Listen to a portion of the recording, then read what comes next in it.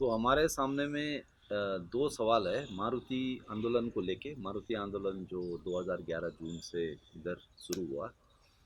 एक तो अर्थवाद का है कि इकोनॉमिज्म का है कि क्या मारुति आंदोलन, मारुति का जो संघर्ष रहा, वो क्या अर्थवाद का जो दायरा है, अर्थवाद का जो सीमा है, क्या उसको तोड़ के आगे गया, वो एक।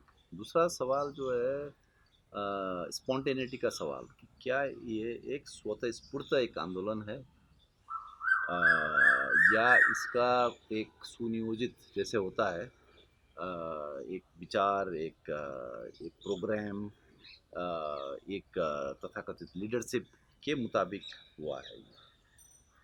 इसमें मेरा मैं बता सकता हूँ मेरा इसमें क्या है, तो फिर आगे थोड़ा विस्तार में जाएंगे क्योंकि मारुति आंदोलन का काफ़ी डिटेल है, उसका काफ़ी मारुति आंदोलन में बहुत कुछ हुआ है और ये बहुत ही महत्वपूर्ण आंदोलन है हमारे जनरेशन के। और ये इधर आके जो न्यू लिबरलिज्म जिसको बोलते हैं, या ग्लोबलाइजेशन, इसके अंदर में इसको समझने के लिए मारुति आंदोलन एक बहुत बड़ी दृष्टांत है।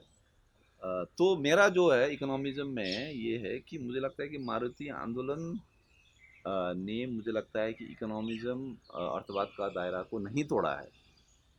लेकिन ये भी सही बात है कि जिस ढंग का इकोनॉमिज्म, जिस ढंग का अर्थवाद, जिस ढंग का एक तरह का बंजर दलदल जिससे कुछ नहीं निकलने वाला, वो जो स्थापित ट्रेड यूनियन, स्थापित जिसको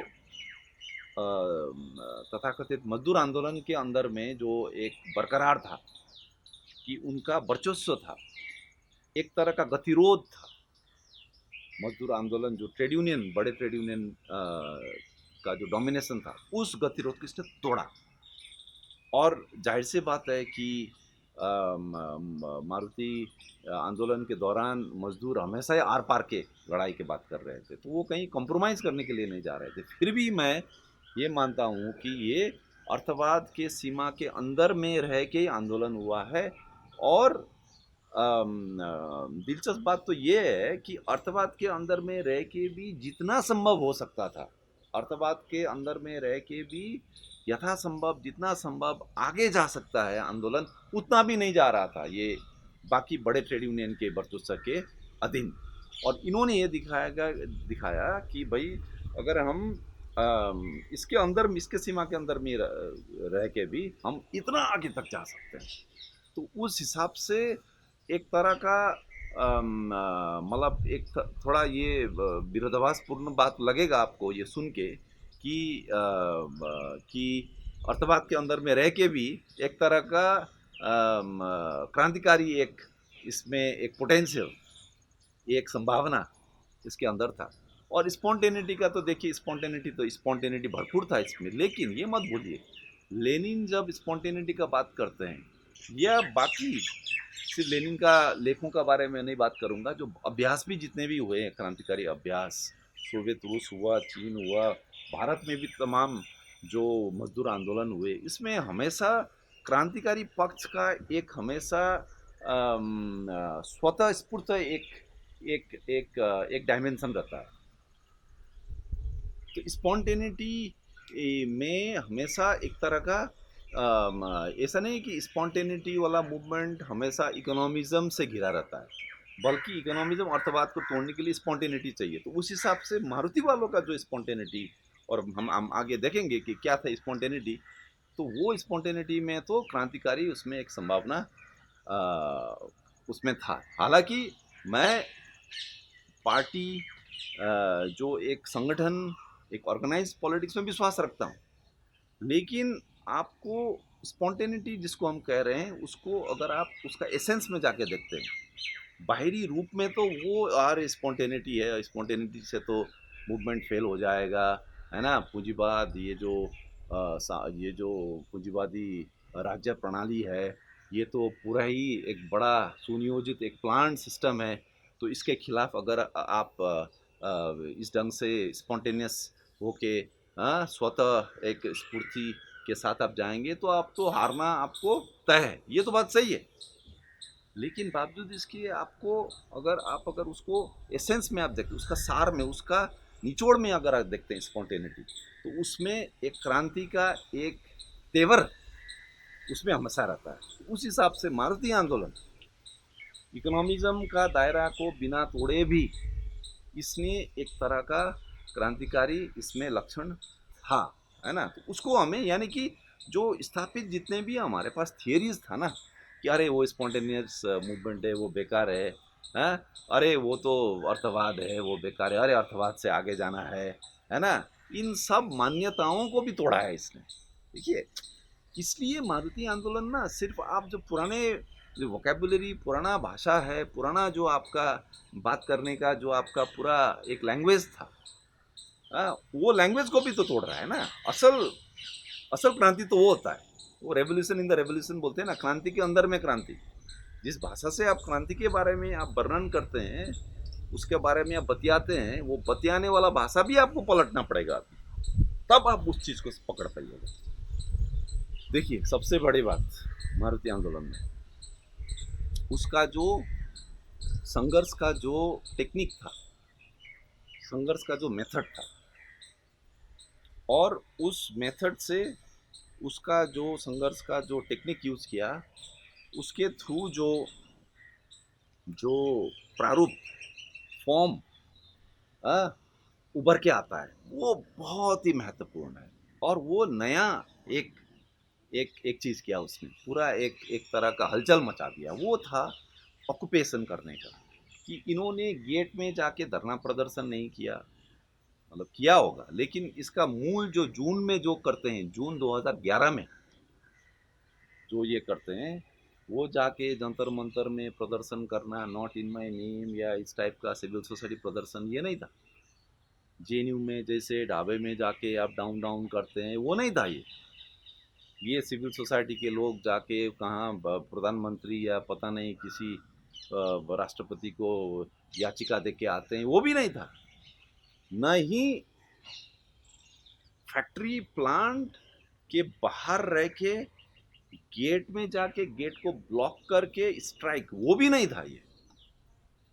ये था प्लांट के अंदर में ही रह के वहीं बैठ जाना, बैठ जाओ वहां, बैठ जाओ। बैठने का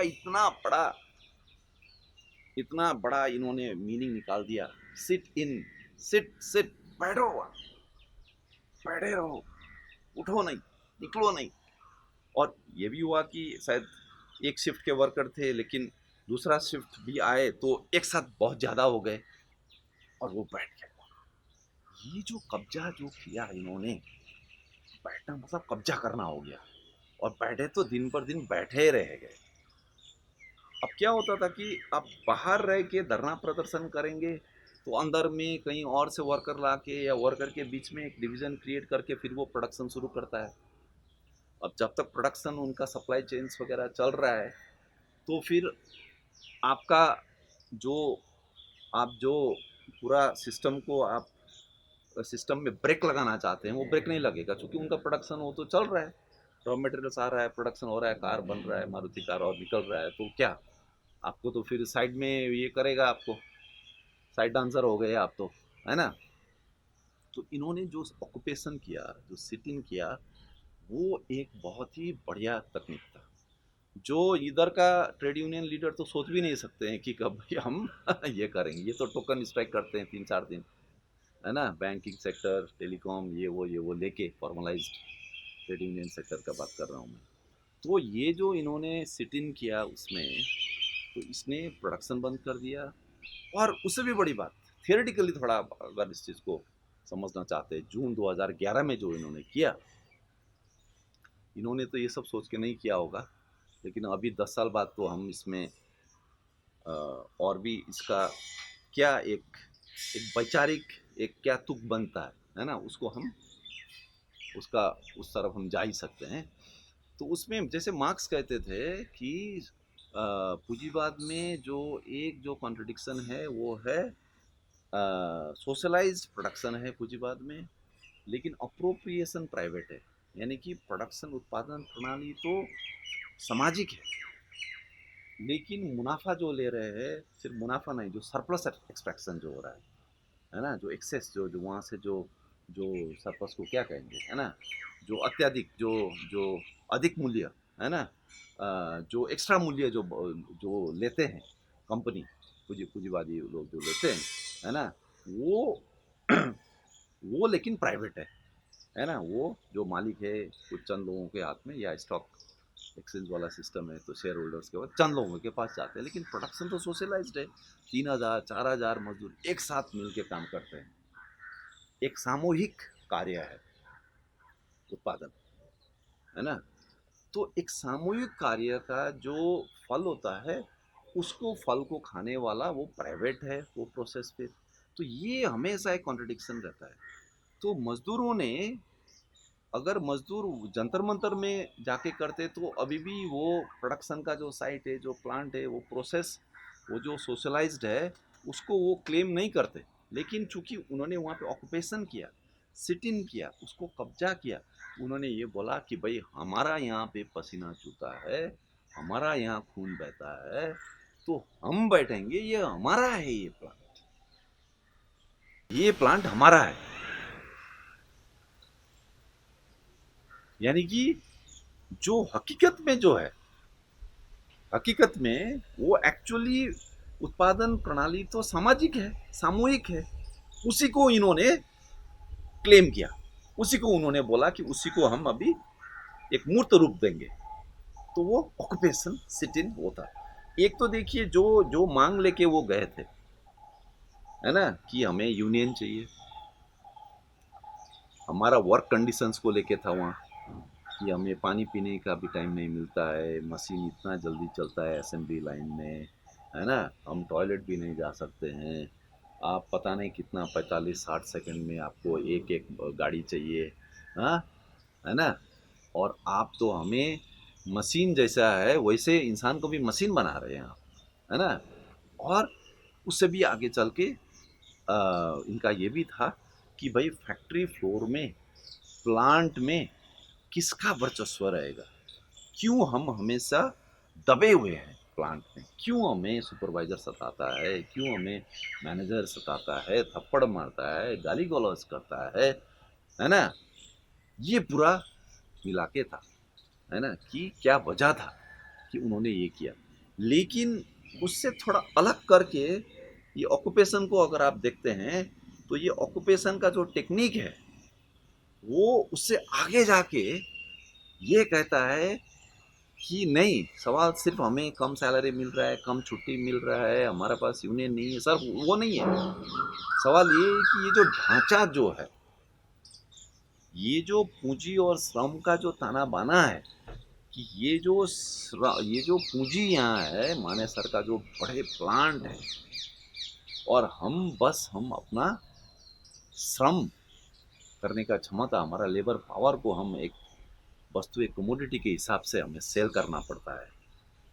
जबकि ये जो पूरा मशीनरी है, ये जो मानेसर का प्लांट है, ये जो अंदर में वेल्डिंग का इक्विपमेंट है, ये जो अंदर में स्टैंपिंग का इक्विपमेंट है, ये जो अंदर में पेंटिंग का इक्विपमेंट है, ये जो अंदर में असेंबली लाइन का इक्विपमेंट है, ये जो अंदर में रोबोट्स है, ये जो अंदर में कैंटीन है, ये जो इतना बड़ा पार्किंग लॉट है, ये जो इतना बड़ा वहाँ पे एरिया है, ये जो इतना सीसीटीवी कैमरा लगा है, ये सब हमारे ही बदौलत है, श्रम के बदौलत, लेबर से ही। तो ये जो ऑक्यूपेशन का फॉर्म है, ये बुनियादी चीज को चैलेंज करता है ना। ये तो बुनियाद के लेवल पे हो गया, लेकिन पॉलिटिक्स के लेवल पे जो मैनेजर, कंपनी, पुलिस प्रशासन, राज्य सरकार, इसके साथ जो संघर्ष था, उसके लेवल पे भी आप देखेंगे तो ऑक्यूपेशन सिट इन जो इन्होंने किया, उसका जैसे कि मैंने बताया, इनको दरकिनार करके प्रोडक्शन रिज्यूम नहीं कर सकते थे। इनको दरकिनार करके, ठीक है तुम डाउन डाउन, हाँ हल्ला बोल, हाँ इनकलाब जिंदाबाद करते रहो जंतर मंतर में, लेकिन हमारा तो प्रोडक्शन भाई चलते रहेगा। ठीक है, थोड़ा इधर उधर हुआ, कम हुआ, लेकिन हम मजदूरी इधर उधर से लेके करेंगे, ये नहीं करने दिया। यानी कि ये 3-4 फ्रंट में आप देखते हैं, 3-4 लेवल में ऑक्यूपेशन सिटिंग जो है, ये बहुत ही आपका इसने पूरा संघर्ष को एक नए लेवल पे लेके गया। तो उसके बाद क्या हुआ, चूंकि इस टाइप का इनका संघर्ष का टेक्निक था। तो उसमें जून 13, 14, 17 को शायद इनका वो धरना ख़त्म हो गया, सिटिंग ऑक्यूपेशन ख़त्म हो गया, फिर एग्रीमेंट्स होता है। अब एग्रीमेंट्स होके जब ये लोग प्रोडक्शन रिज्यूम करता है, तो वर्कर अभी इतना बड़ा संघर्ष करके आया है, तो वर्कर में एक ताकत आया था, एक उसमें एक अस्मिता आया था, एक उसमें हिम्मत आया था। तो मैनेजर के साथ फैक्ट्री फ्लोर में बहुत सारा, आप देखिएगा उस टाइम बहुत सारा टेंशन है कि मजदूर थोड़ा अपने आप को, वो भी अपना सम्मान के लिए वहाँ फैक्ट्री फ्लोर में वो लड़ता है। प्लांट में जिस ढंग से पहले उसके साथ बर्ताव होता था, वो अब करने नहीं देता है वो, है ना। मैनेजर भी थोड़ा सीख रहा है कि अरे ये तो कुछ नया है। यानी कि प्रोडक्शन के लेवल पे फैक्ट्री फ्लोर में संघर्ष वहाँ चला जाता है बिल्कुल। हाँ। और आगे जाके वो डेट्स वगैरह देखना पड़ेगा। मुझे लगता है शायद 29 अगस्त तक पुलिस वगैरह भी आ चुका है होता है वहाँ पे, है ना। बहुत सारे वर्कर लगभग आप कह सकते हैं भूमिगत हो गए थे। वहाँ से वो लोग प्लानिंग कर रहे थे कि कैसे क्या करना नहीं करना। और आगे जाके ये लोग संघर्ष करते हैं। फिर दोबारा जो अग्रीमेंट होता है, मुझे लगता है वो अग्रीमेंट सितंबर के अंत में अग्रीमेंट होता है ना। तो वो अग्रीमेंट के बाद जब मजदूर फिर दोबारा अर्ली अक्टूबर में शायद वो दोबारा जब फैक्ट्री में काम करने जाते हैं, तो वहाँ परमानेंट वर्कर को घुसने दिया जाता है। लगभग 1100 कॉन्ट्रैक्ट वर्कर को वो घुसने नहीं देते हैं। तो उस टाइम परमानेंट वर्कर भी बोलते हैं कि अच्छा ये बात है, हाँ, कि तुम कॉन्ट्रैक्ट वर्कर को ऐसा अलग से ये ट्रीट कर रहे हो, इसको तुम अलग कर रहे हो, इसको तुम आने नहीं दे रहे हो, इसको तुम सस्पेंड कर रहे हो या जो भी टर्मिनेट कर रहे हो।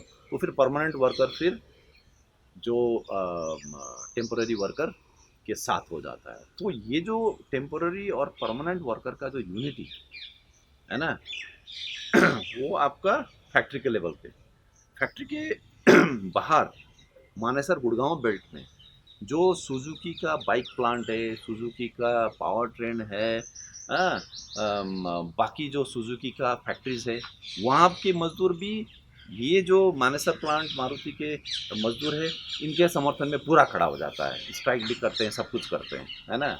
इसके अलावा जो बाकी जो इंडस्ट्रीज है, बाकी प्लांट्स है, हर जगह से इनका सपोर्ट आ रहा है, तरह तरह का फैक्ट्रीज से। हाँ। तो ये एक तरह का मजदूर, अब से मजदूर उस ढंग से नहीं रहा। हाँ, हो सकता है मजदूर वर्ग, पूरा जो मजदूर वर्ग है उसका पावर शायद नहीं आया, लेकिन मजदूर वर्ग का एक बड़ा तबका मानेसर गुड़गांव बेल्ट में अब ये संघर्ष के साथ जुड़ गया। ये बहुत बड़ी बात है ना। और एक जो इंटरेस्टिंग जो चीज़ है वो ये कि आप देखिएगा अक्टूबर, लगभग अक्टूबर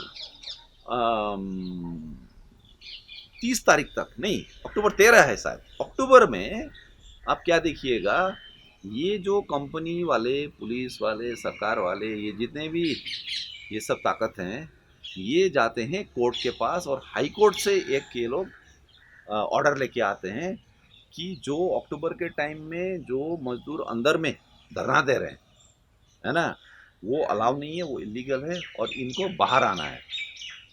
ये जो कोर्ट के पास जाते हैं, अब देखिए यहाँ आप देखिएगा मारुति आंदोलन का जो ताकत जो है, अरे भाई ये मामूली मजदूर कैसे सोचता है, कंपनी बोलता है ये मजदूर तो साला क्या है, ये तो मरने के लिए जन्मा है, इसको तो हम कुछ भी कर सकते हैं। अरे इस मजदूर को, इसको ठीक करने के लिए, इसको सही ठिकाने में लाने के लिए, इसको डराने धमकाने के लिए हम कोर्ट जाएंगे, इसको तो हम ही लगा देते हैं ना 2 हाथ। ये था ना, ये था। और आपका सुजुकी बाइक में शायद 9 अक्टूबर या सितंबर या अगस्त में गोली भी चलाया था। यानी कि वहाँ का जो लेबर कॉन्ट्रैक्टर सब है ना, लोकल गुंडे टाइप का, वो जाके मजदूरों को डरा रहे थे कि तुम लोग आगे बढ़ रहे हो, तुम लोग कंपनी को ये करते हो, तुम लोग काम करो चुपचाप, तुम लोग संघर्ष करोगे, कहाँ से सीखा तुमने, वगैरह वगैरह। यानी कि लोकल पुलिस, लोकल गुंडे मवाली, कंपनी जितना भी उसको जितना भी डराने धमकाने का काम कर सकता है, सुपरवाइजर मैनेजर, ये सब ये लोग कर लिया, फिर भी ये आंदोलन को दबा नहीं पाया। तब जाके ये कोर्ट में जाते हैं। अब बताइए, यानी कि इतना स्ट्रांग आंदोलन, कि वर्कर अपने गुते पे अपने पैर पे खड़े होके, ऐसा नहीं कि जाके बड़े बड़े लोगों को जो तथाकथित वामपंथी बुद्धिजीवी है ना, तथाकथित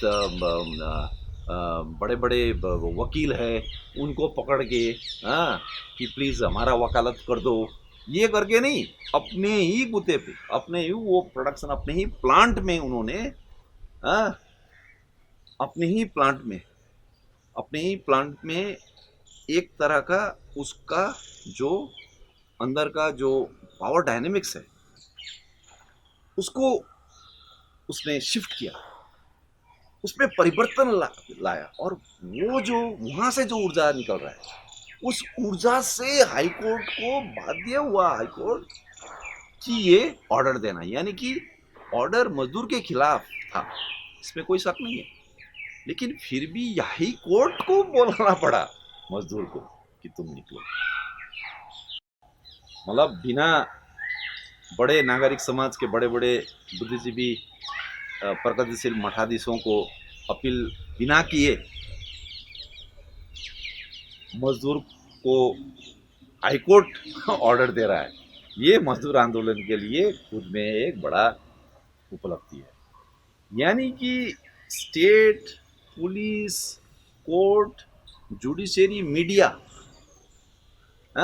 इंक्लूडिंग प्रगतिशील मीडिया, एनडीटीवी वगैरह, ये जितने भी पूंजीवादी व्यवस्था के जितने भी ये सब उसको चलाने वाला, पूंजीपति व्यवस्था को ढाक छोप करने का, उसको सजाने का, उसको बचाने का, है ना, उसको सुंदर बनाने का, उसको बहुत ही गणतांत्रिक प्रगतिशील बनाने के जितने भी खिलाड़ी हैं वो सब फेल कर गए। सिर्फ फेल नहीं किए, मारुति आंदोलन ने, और उसमें दिखा कि जैसे ट्रेड यूनियन हुआ, बड़े ट्रेड यूनियन, अब बड़े ट्रेड यूनियन भी वो भी मीटिंग करके इनको समझाना कि भाई ठीक है तुम लोग मान लो, है ना, क्योंकि ये तो बड़े ट्रेड यूनियन को भी नहीं मान रहे, ट्रेड यूनियन लीडर्स को भी तो नहीं मान रहे ना, किसी का नहीं सुन रहे। यानी कि ट्रेड यूनियन का, पूरा ट्रेड यूनियन तो नहीं बोलूँगा, लेकिन ट्रेड यूनियन के खास तरह का लीडरशिप, किस तरह से पूंजीवादी व्यवस्था आज के जो राज्य प्रणाली के साथ मिल के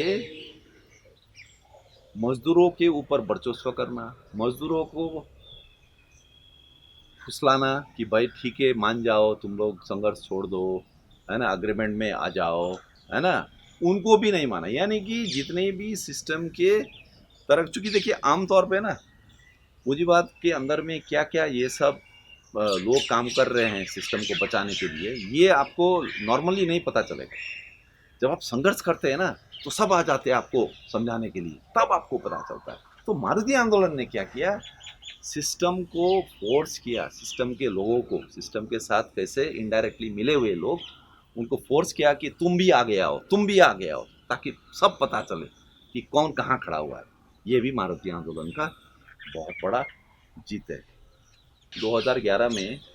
और फिर बाद में तो इनको यूनियन मिल ही जाता है ना, और हालांकि इनमें ये था कि भाई यूनियन रजिस्टर्ड हो जाए तो सब कुछ हो जाएगा, ऐसा था उनका मानना, है ना, और ख़ास उस ढंग का डिमांड तो था नहीं, है ना, इसलिए अग्रीमेंट उस ढंग से हो भी नहीं पाता था। इनका मेन था यूनियन, और इनका डिमांड्स उस ढंग से लिमिटेड डिमांड्स नहीं था, जैसे कि ट्रेडिशनली यूनियन का होता है।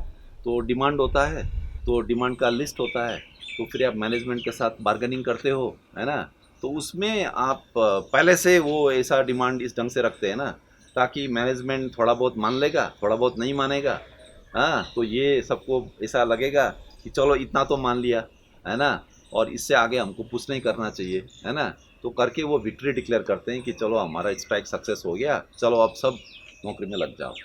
मारुति में ये संभव ही नहीं था, इसलिए भी इसमें एक रेडिकल तेवर था इसमें, है ना। तो इनका यूनियन बनता है शायद मार्च 1 तारीख 2012 को यूनियन का डिक्लेरेशन होता है, यूनियन बन जाता है। लेकिन फिर भी यूनियन बनने के बाद भी अब देखिए, चूंकि क्या हुआ है कि मारुति आंदोलन सिर्फ एक ऊपर का लीडरशिप, है ना, एक ऊपर में कुछ कुछ डिमांड्स लेके और वो डिमांड सेटिस्फाई होते ही नीचे में जितने भी मजदूर है सब फिर खुश होके फिर काम में लग जाएंगे, ये था ही नहीं उसमें, कभी ये संभावना था ही नहीं। क्योंकि जिस ढंग से पूरा सिट इन ऑक्यूपेशन कब्जा करने का, जो मैं बोला कि मार्क्स का जो कॉन्ट्रडिक्शन का जो बात किए थे, है ना, जो सामाजिक जो जो उत्पादन प्रणाली और जो निजी जो मुनाफा कमाने का ये जो इसका विरोधाभास जो पूंजीवाद के अंदर में है, चूंकि उसी को पकड़ा था ना इन्होंने, तो इसलिए अग्रीमेंट करने के बाद भी चीज़ तो नहीं सुधरना था, क्योंकि उसी विरोधाभास को उन्होंने प्लांट के लेवल पे पकड़ा था ना। क्योंकि उन्होंने तो बोला था ये तो हमारा है, हालांकि उन्होंने इतना इस ढंग से बोला नहीं, लेकिन आज हम इन रेट्रोस्पेक्ट जब देखते हैं तो हमें पता है कि वहाँ वो इंगित कर रहे थे। तो इसलिए वो तो बुनियाद के लेवल पे भी पकड़े थे चीज़ों को, तो इसलिए एग्रीमेंट के बाद भी वो तो सुलझने वाला तो नहीं था। तो इसलिए इनका यूनियन बना, बनने के बाद भी वहाँ क्लास स्ट्रगल चलते रहा, पावर स्ट्रगल चलते रहा वहाँ पे, है ना। वो फिर सब खुश होके, है ना, कल तक लड़ रहे थे, आज फिर मैनेजर के साथ खुश होके, सुपरवाइजर के साथ हाथ जोड़ के, हाँ ठीक है सर सब काम कर देंगे, ऐसा नहीं था। तो इसलिए तनाव होते रहा होते रहा होते रहा। तो यानी कि संघर्ष चलते रहा, उसका तरह तरह का उसमें इवेंट्स है, वो हम लोग कभी विस्तार में वो डिटेल्स में हम जा सकते हैं, वो जाना भी चाहिए, वो डिटेल्स में होना चाहिए बात तो हमेशा। तो फिर अवनीश कुमार जो वहाँ सुपरवाइज़र मैनेजर जो थे, है ना, तो उनका एक हादसा में उनका मौत हो जाता है ना। तो उसके बाद तो फिर एक स्टेट को एक चांस मिलता है कि उस जो उनका जो मौत हुआ उसको लेके ये फिर पूरा सब पे दमन करते हैं। अभी भी बहुत सारे हमारे साथी से 13 लोग अभी भी जेल में है ना। उनको आ, उनको बहुत ही मतलब हार्श पनिशमेंट दिया है, बहुत ही सख्त उनको सजा दिया हुआ है। तो ये संघर्ष उस ढंग से फिर फिजल आउट करता है। लेकिन आज के तारीख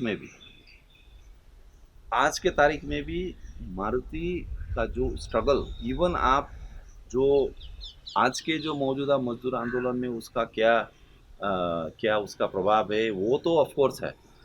उसके अलावा अगर आप कैसे आज के तारीख में मारुति कंपनी अपने आप को मेन स्ट्रीम में प्लेस करता है, मैं मजदूर आंदोलन या बाम खेमे की बात नहीं कर रहा हूँ, वो कंपनी उसका क्या पॉलिसी, एचआर कहते हैं ना, तो एचआर एचआर ह्यूमन राइट्स नहीं, क्या है, ह्यूमन रिसोर्स एचआर। देखिए ये एचआर, वर्कर को एचआर के अंदर में रखना भी एक तरह का मतलब उसमें भी एक टेक्निक है उसमें, है ना। एक एक चक्कर है उसमें। तो जिस ढंग से एचआर कर रहा है, उसके बाद अभी जिस ढंग से TW रखा है, टेम्पोररी वर्कर्स, फिर कैजुअल वर्कर्स CW, और कैसे 7-7 महीने में उनको हटा देते हैं, है ना। ये जो पूरा उन्होंने जिस ढंग से पूरा अपने आप को परिवर्तन किया, है ना। बोलते तो हैं मार्केट डिमांड को देखते हुए, हमेशा ये सिर्फ मार्केट का बात करते हैं, मार्केट में डिमांड है तो हम इतना बना रहे हैं। कभी भी वो अपने तरफ से कभी भी प्रोडक्शन या लेबर का बात नहीं करेंगे वो कभी भी, है ना। वो इतना बड़ा संघर्ष हुआ देखिएगा, बहुत कम उन्होंने अपना स्टेटमेंट्स दिया। RC भार्गव ने कहाँ कहाँ स्टेटमेंट्स दिया है, एक बार उसने बोल दिया था कि भाई ये तो क्लास वॉर है। लेकिन उसके अलावा जो सिद्दीकी जो थे वहाँ का HR मैनेजर वगैरह बहुत कम बात रखते हैं, क्योंकि वो ना अंदर में बस एक धांधली जैसा है, तो स्कैम है जिस ढंग से ये लेबर को मैनेज करते हैं, ये बहुत बड़ा स्कैम है। कोई ट्रांसपेरेंसी नहीं है, कुछ ये नहीं है। तो उसमें फिर क्या देखते हैं हम,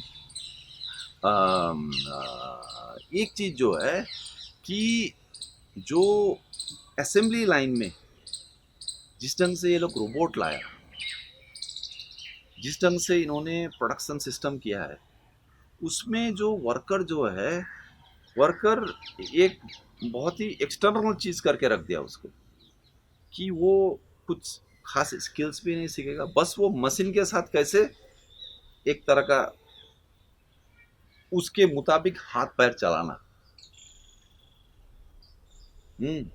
और वर्कर जो है मशीन का एक एक पिच लग्गू जैसा, आप उसके पीछे भाग रहे हो बेसिकली। हाँ, तो ये जो इन्होंने किया है उसमें ये है कि जो टेम्पोररी वाला जो चक्कर है, कॉन्ट्रैक्ट का जो चक्कर है, उन्होंने मशीन को ही अभी ऐसा कर दिया, पूरा असेंबली लाइन का सिस्टम, प्रोडक्शन का सिस्टम ही ऐसा कर दिया कि वर्कर चेंज होते रहे, उससे कोई नहीं फर्क पड़ेगा। क्योंकि देखिए बहुत सारा ऐसा प्रोडक्शन का लाइन होता है जिसमें उनको भी परमानेंट वर्कर होने से अच्छा होता है, उनको जिसका एक्सपीरियंस हो, जो उस काम को पहले से जानता हो, है ना। लेकिन अभी इन सब चीज़ों को उन्होंने कैपिटल के अंदर में, मशीन के अंदर में इतना सारा इंटीग्रेट कर दिया कि जो वर्कर काम करेगा वो बिल्कुल ही नया वर्कर भी हो, बस उसको हाथ पैर कहाँ कहाँ चलाना, कहाँ स्विच टिपना, है ना, कहाँ वो स्क्रू नॉट बोल्ट टाइट करना, इतना ही उसको चाहिए स्किल्स। तो अभी मुझे लगता है कि ये लोग जो कैपिटल का जो जो मार्क्सिस्ट टर्म में ऑर्गेनिक कंपोजिशन ऑफ कैपिटल जो बोलते हैं, उसको चेंज किया है इन्होंने, या आम भाषा में हम बोल सकते हैं कि टेक्नोलॉजी को इस टाइप का किया है इन्होंने, ताकि लेबर जो है, वर्कर जो है ना, उसका कम से कम ज़रूरत पड़े एक वो, और अगर वर्कर को रखना भी पड़े तो इस ढंग का हो कि वर्कर को अगर आप बदलते रहे, नए लड़के भर्ती करते रहें, तो भी कोई फ़र्क नहीं पड़ने वाला है। तो ये तो कैपिटल का पुराना हैबिट है, पुराना लॉजिक है। और मुझे लगता है कि मारुति मारुति कंपनी, हाँ, और मारुति का जो मशीन इक्विपमेंट का जो चीज़ है, उसका जो टेक्नोलॉजी यूज़ करता है, उसमें इस चीज़ में, इस काम में वो मुझे लगता है सबसे अग्रिम पंक्ति में है हिंदुस्तान में। तो ये जो रिस्ट्रक्चरिंग हुआ है टेक्नोलॉजी का, है ना, ये रिस्ट्रक्चरिंग मारुति अग्रिम पंक्ति में है। तो अब सवाल है मारुति को क्यों करना पड़ा।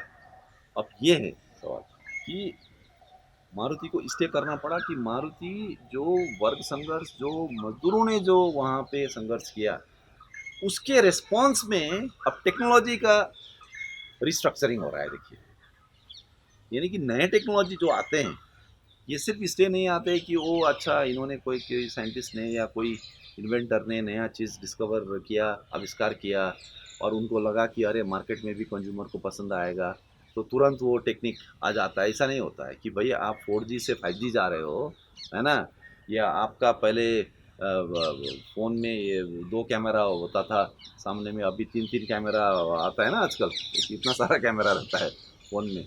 ये जो सो कॉल्ड चेंजेस जो होते हैं टेक्निक के लेवल पे भी, ये भी वर्ग संघर्ष के प्रति कैपिटल का एक रिस्पॉन्स, एक रिएक्शन है। उस लेवल से भी आप अगर आप देखते हैं तो मुझे लगता है कि मारुति का जो आंदोलन है, जो 2011-12 का जो आंदोलन था, इसने पूंजी को अंदर से रिस्ट्रक्चर करने के लिए बाध्य किया है। तो इसलिए ये नहीं सोचना है कि अच्छा पहले उस टाइम तो कॉन्ट्रैक्ट वर्कर हुआ होता था, और कॉन्ट्रैक्ट वर्कर धीरे धीरे काम करते करते परमानेंट होता था, और अभी इन्होंने तो टेम्पोररी वर्कर कर दिया। ये कर दिया वाला ये ऐसा नहीं है कि जो कंपनी का मैनेजमेंट का ये कोई पर्सनल उनका भाई लेबर को पर्सनली वो हेट करते हैं, या पर्सनली उनका कोई इनको लेके सताने का मन है, ऐसा वाला नहीं है। हमें उसको जो पूंजी का जो कैसे वो रिस्ट्रक्चर कर रहा है, उस हिसाब से समझना चाहिए, क्योंकि उसको प्रोडक्शन तो चाहिए ना,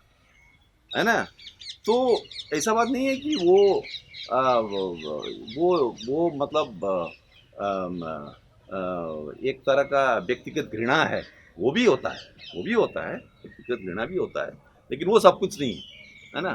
तो मुझे लगता है कि मानेसर प्लांट इंडिया में, हो सकता है विश्व में, ऑटोमोबाइल इंडस्ट्री में बहुत ही मतलब पाथ ब्रेकिंग प्लांट माना जाता है, और इंडिया में तो बिल्कुल ही है वो, और सबसे ज़्यादा मारुति का कार बिकता है इंडिया में वगैरह वगैरह।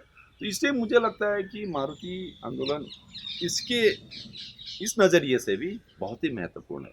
तो फिर आप मुझे पूछेंगे, आखिरी चीज़ है ये जो मैं बताऊंगा, कि फिर इकोनॉमिज्म का दायरा इसने नहीं तोड़ा, मैं क्यों बोल रहा हूँ इकोनॉमिज्म का दायरा तो तोड़ा, इतना क्रांतिकारी आंदोलन, सब कुछ चेंज करके इसने टेक्नोलॉजी कैपिटल का रिस्ट्रक्चरिंग करा दिया भाई, तो कमी क्या रह गया, है ना। और फिर स्पॉन्टेनिटी, है ना, जैसे स्पॉन्टेनिटी का एक उदाहरण बाकी साथी लोगों को और पता होगा, लेकिन मुझे जो याद आ रहा है कि जैसे ये लोग जब उस टाइम अगस्त सितंबर में जब डोनेशन उठा रहे थे वर्करों से आंदोलन के लिए, तो उसमें जैसे वो लाइन वर्कर है, उसमें लाइन मैनेजर है ना, जो वर्कर के बीच में वो उठाना शुरू करता है ये काम। यानी कि अंदर में ये लोग का जो वर्क डिस्ट्रीब्यूशन जो है ना, खुद वो अपना ये कर रहे हैं, है ना। ऑफ कोर्स एक बहुत ही बड़ा इंपॉर्टेंट चीज़ में जो बताना भूल गया, वो लीडरशिप का लेके, कि बीच में लीडरशिप वो क्या बताऊं खत्म हो जाता है, बिक जाता है, जो भी है ना। सोनू गुज्जर वाला शायद, है ना, वो लोग चला जाता है। तो लीडरशिप जब खत्म हो जाता है एक तबका लीडरशिप का, तो भी आंदोलन खत्म नहीं हो जाता है। आंदोलन फिर भी अपने आप को संभाल के बचा के और आगे जाता है। फिर आप देखते हैं इसमें कि ऊपर ही ऊपर के लेवल पे, है ना, इस मूवमेंट को ये लोग, स्टेट के लोग, मीडिया के लोग, सिस्टम के लोग, बाकी बड़े ट्रेड यूनियन जो इनको फुसलाना चाहते थे, वो इनको कब्जा नहीं कर पाए, है ना। तो ये भी उनका जो मैं बता रहा था सिट इन, जो ऑक्यूपेशन का जो टेक्निक था, उसके साथ जुड़ा हुआ चीज़ है ये। इसलिए ये अर्थवाद को फिर भी नहीं तोड़ पाए, चूँकि देखिए जैसे मैं पहले बता रहा था, मजदूर जो वहाँ साथी हैं प्लांट के अंदर में, उसमें जो कॉन्ट्रैक्ट और परमानेंट में तो यूनिटी आ गया। उससे आगे जाके बाकी फैक्ट्रीज में जो मजदूर हैं उसके साथ भी यूनिटी आ गया। जो मानेसर के बाहर, गुड़गांव मानेसर के बाहर, फरीदाबाद, बाकी देश के बाकी हिस्से में जो मजदूर है उनके साथ भी यूनिटी आ गया। तो मजदूर वर्ग के लेवल पे तो एक तरह का यूनिटी आ गया, है ना। लेकिन अर्थवाद को तोड़ने के लिए अगर आपको आंदोलन को राजनैतिक क्रांतिकारी दिशा पे ले जाना है, तो आपको बाकी जो वर्ग है समाज में, क्योंकि देखिए सिर्फ पूंजीपति वर्ग और सबसे क्या कहूँ नीचे कहिए, जो भी कहिए, सिर्फ मजदूर वर्ग तो नहीं है, बीच में बहुत सारा तबके हैं। एजुकेटेड मिडिल क्लास है, एजुकेटेड क्लासेस है। ये जब आंदोलन हो रहा था मारुति का आंदोलन, हम जैसे लोग जो यूनिवर्सिटी में पढ़ाते हैं, हाँ, जो यूनिवर्सिटी के स्टूडेंट्स वगैरह, ये भी पहुँचे हुए हैं। ये कौन है भाई, इनका क्या वर्क चरित्र है, मेरा क्या वर्क चरित्र है, ये कौन लोग पहुँचे वहाँ वहाँ पहुँचे थे ना। तो फिर बाद में ये लोग फिर बड़े बड़े लॉयर्स को भी पकड़े थे, अपना केस सब हुआ, है ना। वो जो जो जो सुपरवाइज़र का डेथ के बाद, है ना। तो ये बड़े बड़े लॉयर, प्रगतिशील लॉयर हैं ये, है ना। ये इनका क्या वर्क चरित्र है भाई, है ना। फिर जो गुड़गांव में बाकी सोसाइटी है यहाँ, मुझे याद है वहाँ एक बड़ा प्रोसेसन हुआ था उस टाइम मजदूरों का। तो वो पूरा गुड़गांव टाउन में निकल गए थे, ओल्ड टाउन में। तो वहाँ ओल्ड टाउन में आप जा रहे हैं तो वहाँ छोटे छोटे दुकानदार हैं, वहाँ स्कूल टीचर्स हैं, वहाँ मिडिल क्लास है, वो क्लास क्या आपके साथ है ना। तो इस ढंग से जब आंदोलन, क्रांतिकारी आंदोलन जब होता है, जब इकोनॉमी, जब अर्थवाद का दायरा को आप तोड़ते हैं, तो ऐसा नहीं कि सिर्फ आप मजदूर साथी को एक साथ लेके फिर आप बिना कॉम्प्रोमाइज़ किए आर पार का लड़ाई के लिए आप आगे बढ़ेंगे निडर होके, सिर्फ ये नहीं है, आपको बाकी भी तबका को लेके चलना है। अब देखिए बाकी तबका को जब लेके चलते हैं तो अक्सर क्या देखा जाता है कि मजदूर वर्ग जो है वो जब भी इस ढंग से